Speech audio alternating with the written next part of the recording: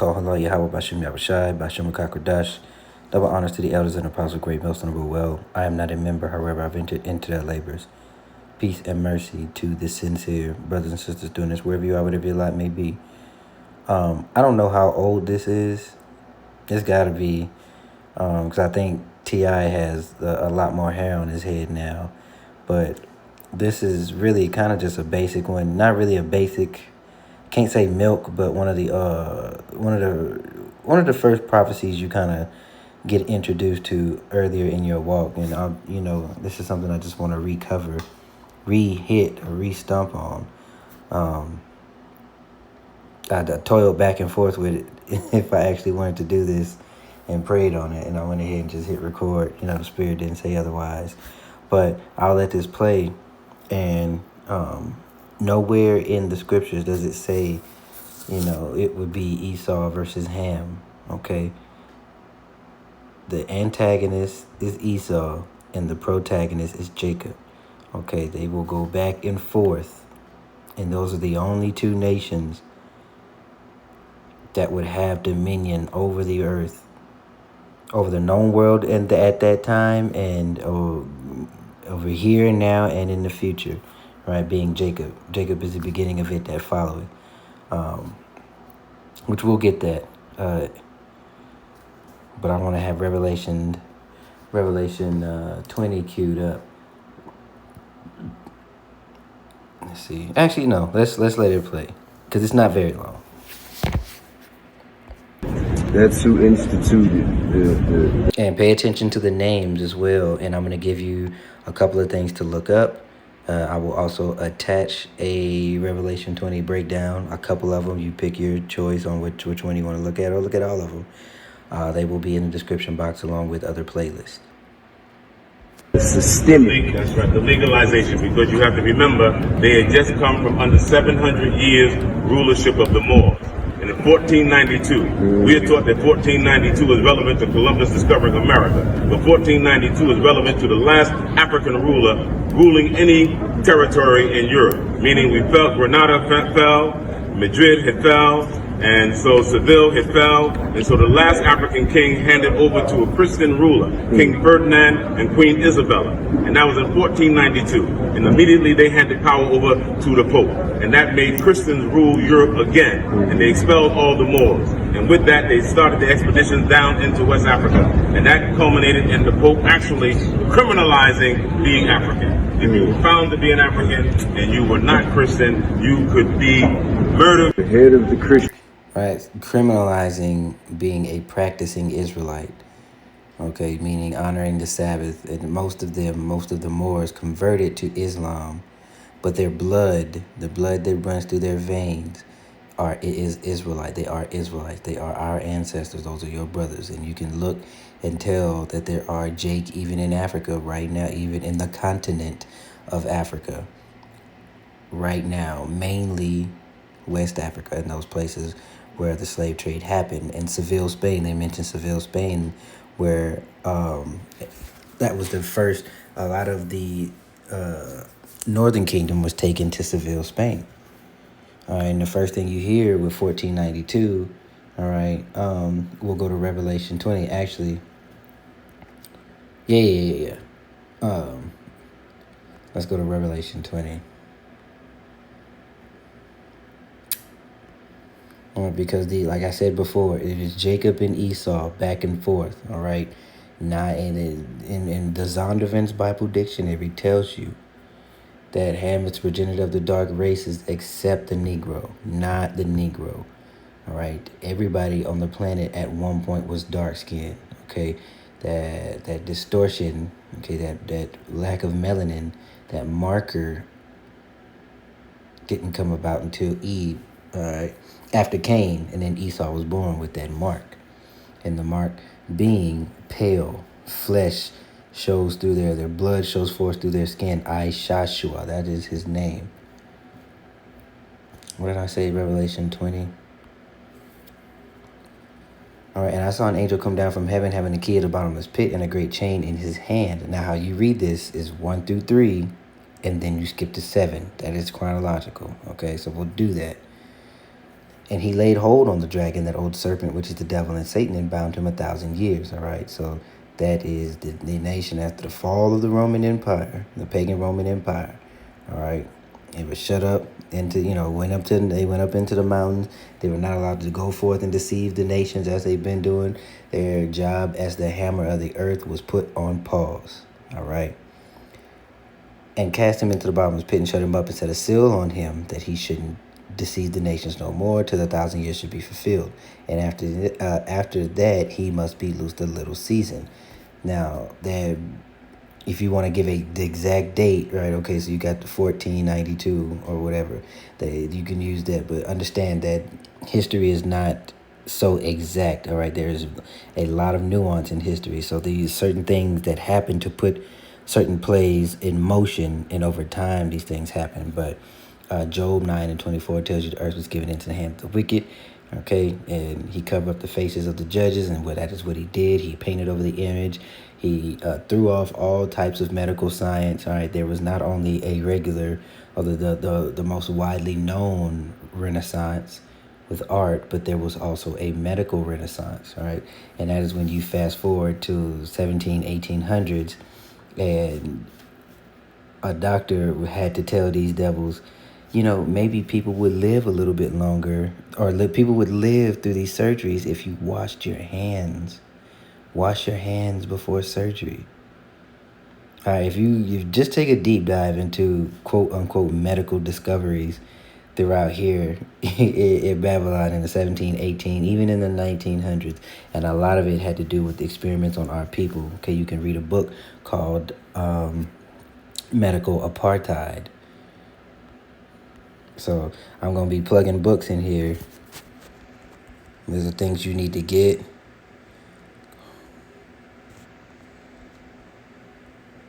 Or if you can rent them or pull a PDF book. I can't remember the author. I just know that's it right there. This is it. Medical Apartheid, The Dark Side of History. Harriet A. Washington. There you go. Okay, so let me finish reading. We read 3. Now you'll skip to 7. And when the 1,000 years are expired, Satan shall be loosed out of his prison. There you can tie that 1492 as like a trigger word for you, right? So you can remember. And shall go out to deceive the nations which are in the four quarters of the earth. And that is exactly what they did. And that is how the people are so believing and trusting in this devil. They put forth this pseudoscience. And that has been taken as fact up until recently. A lot has been revealed and is going to keep being revealed. When the Lord says he made Eve bare, he means his institutions, everything that they ever put out, all of these books, all of the cover up and the covert things that certain 3-letter agencies may or may not have done, that will come out. All the way down to your politicians, the dirt that they do, and allegedly, okay? Let me see. So we got that. What did I say about Esau being the end of the world? Okay, so that's 2nd Ezra 6 and 9. But also, if we're going to go back, we're going to go back to Genesis 20. Because this is the, Jacob and Esau, that has been the battle. It has nothing to do with Ham, okay? When I say, I think we're at 24. Maybe it's 25. All right, Abraham was old.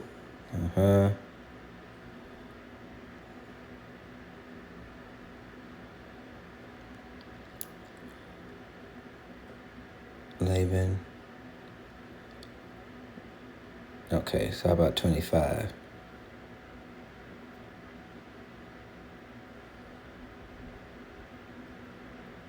Talks about the firstborn, Ishmael. Okay, Isaac entreated the Lord for his wife. She was barren. This is verse 21 here. Okay, and entreated of him, and Rebekah, his wife, conceived.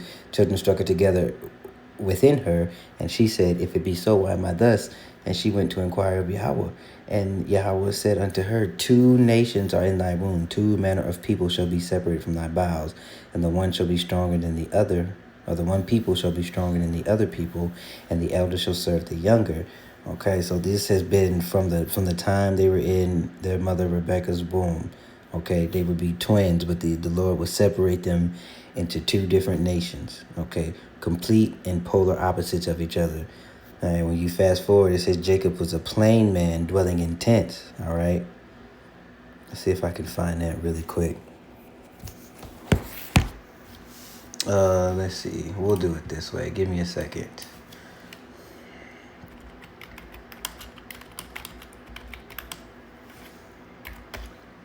$25.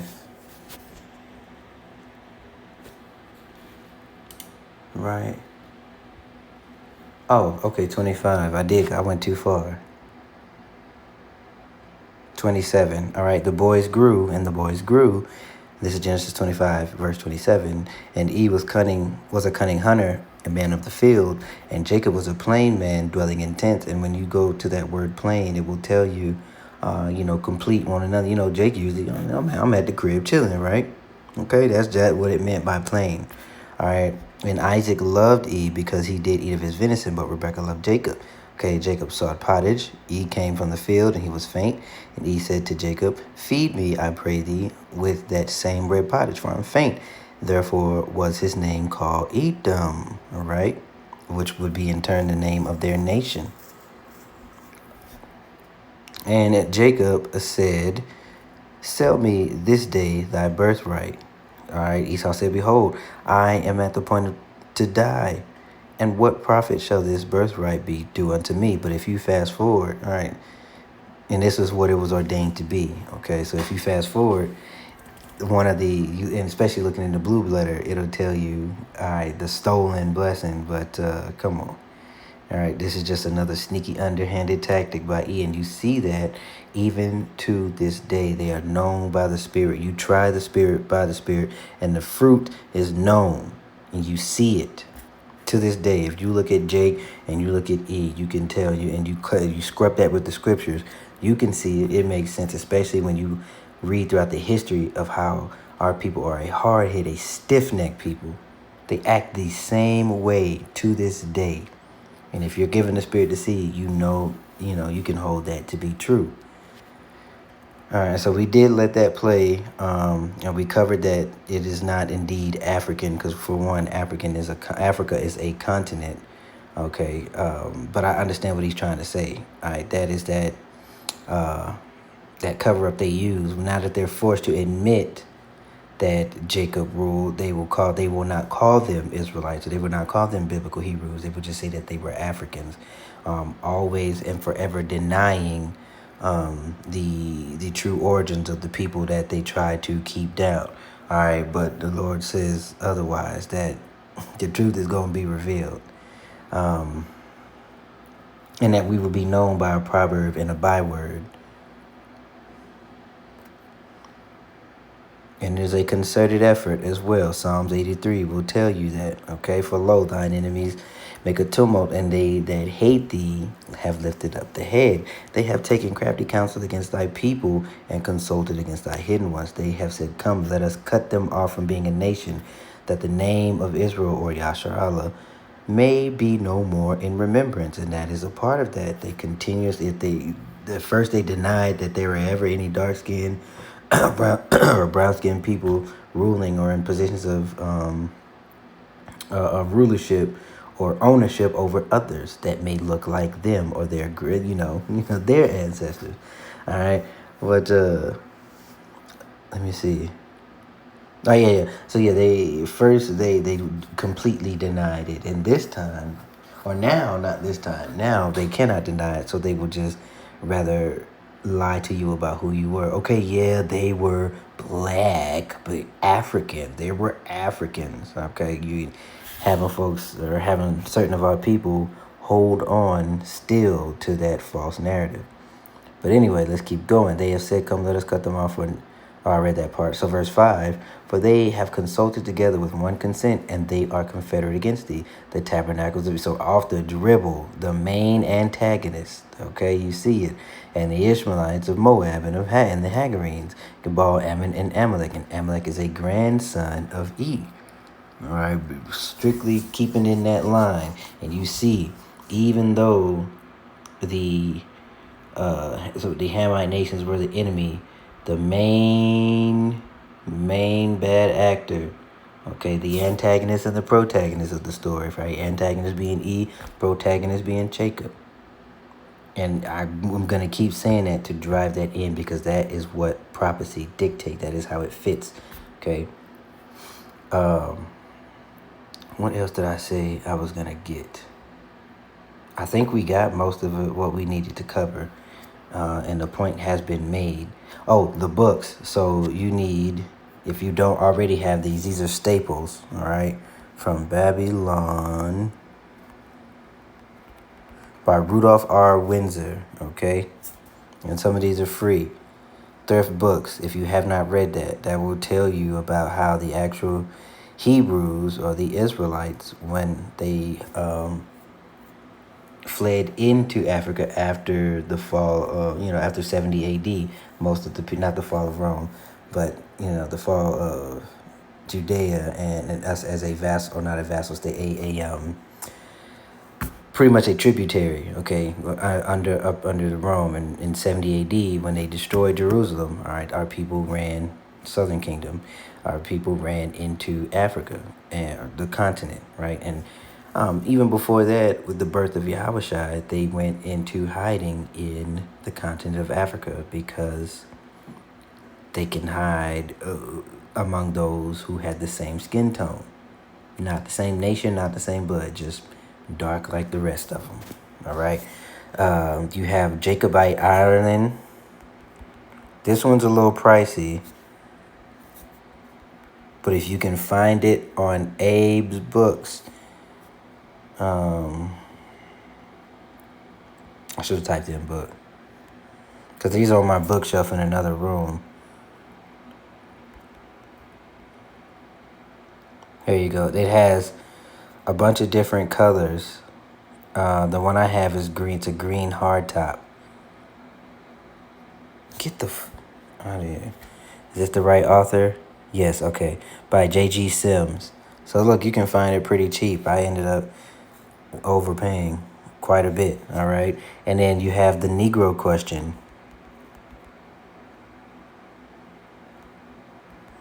I think there's 3 volumes. 7, golly. I think I have 1 through 3.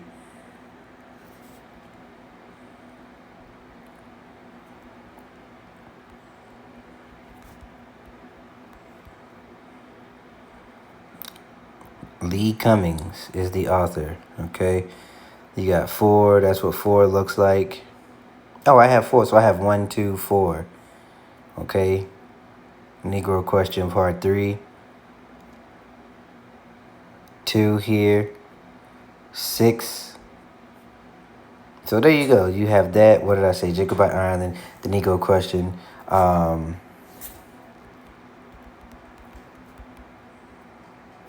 J.A. Rogers, Sex and Race. Okay. I think there's 3 parts. Volume 2. 1, 2, and 3 here. Okay. So if you haven't read that, and that's a good start. If you haven't read any of those books, if you can find it for free on a PDF, I know money is tight for a lot of us right now. If you can find those, awesome. And read. Okay, get in and follow secular history, as it does nothing but further validate, which you need to validate. The Bible, or people may need the validation, but the Bible stands true on its own, okay? But these are good books to read and kind of match secular history with the scriptures. And it falls in line, okay, every time. So with that being said, what we'll do here is end again on one of the scriptures that it's been coming out quite a bit. So I think it is 2nd Esdras 6. but at the end, all right, because we know 6 and 9 tells you he's the end of the world, Jacob is the beginning of it that followeth. All right, so we're heading towards that. And then, yep, it is the same chapter. All right, so 2nd Ezra 6, verse 27, for evil shall be put out, and deceit shall be quenched. For as for faith, it shall flourish, corruption shall be overcome, and the truth which have been so long without fruit shall be declared. All right, and that is what you are seeing. Not only the truth being declared, but the, little trickle effects of the actual truth being brought out is that secular history is starting to match other people. The layman, the average everyday Joe Schmo is starting to see things and put them together. Okay, especially in this political climate, you have the divide in the MAGAs and the MAGUts. You got Egyptian versus Egyptian. It is all out. It is finna get wild and it's finna get wicked here. Okay, but to know history is to know who you are, to know where you come from, and especially to know the tactics of your enemies. And I want to tap that, the tactics of your enemies. You can look back as far as you want or as near as you want. And I'm talking like even in the 50s. Be circumspect. Shit, you know what? That's the one we'll end it on then. Ephesians.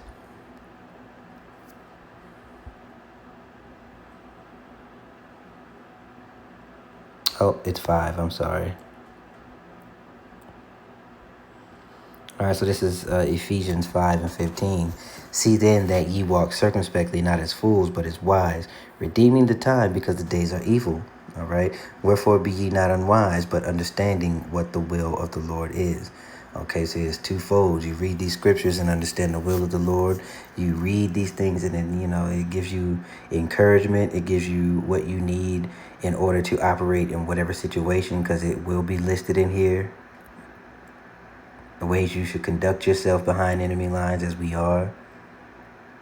All right. Things that are written aforetime are written for your learning, our learning. Know the will of the Lord. Know your history. You should want to. Okay, and it also helps with you giving you understanding what the prophecies are. Because without the mystery, you cannot understand the history. That is, I believe, Elder Apostle Tahar said that. But I've said enough here. I pray that you were edified. Look into those books. That's a start, and you're going to see many others. I will link a lot of Elder Malcolm's videos or whatever I can find. I will try to do that. Or you can sift through the playlist, but check out the description box. So with that being said, I pray that you're edified. So